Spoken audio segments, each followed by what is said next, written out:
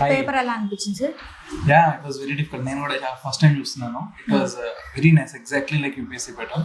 I think this is a new kind of initiative where, like, you know, mentors, faculty also sit with the students, write with the students, so that they understand exactly where there is chance of mistake happening, where the students commit error, and where we can advise the student, like, you know, మీరు ఇలా చేశారు కాబట్టి మేము కూడా ఇలా చేయొచ్చు. So and also a sense of camaraderie with the students, because మేము కూడా వాళ్ళతో పాటు ఎగ్జామ్ హాల్లో కూర్చుని రాయడం వల్ల వాళ్ళకు కూడా ఏంటంటే, అరే సార్ వాళ్ళు కూడా కూర్చుంటున్నారు, సార్ వాళ్ళు కూడా రాస్తున్నారు మనతో పాటే, ఓకే సార్ వాళ్ళు కూడా ఈ కామన్ మిస్టేక్స్ చేస్తారు, సో ఇది మనం ఎలా అవాయిడ్ చేయొచ్చు అని. ఇంకా ఈవెన్ క్లాసెస్ చెప్పే ఎఫిషియన్సీ మాకు పెరుగుతుంది, like you know common mistakes people చేయకుండా ఎలా చేయొచ్చు.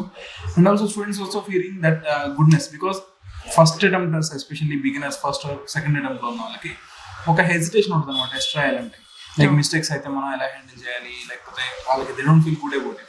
సో మేము కూడా కూర్చొని రాయడం వల్ల వాళ్ళకి ఏంటంటే మాకు ఒక తోడు లాగా, ఒక కంపెనీ లాగా. So that is really a good idea, I think.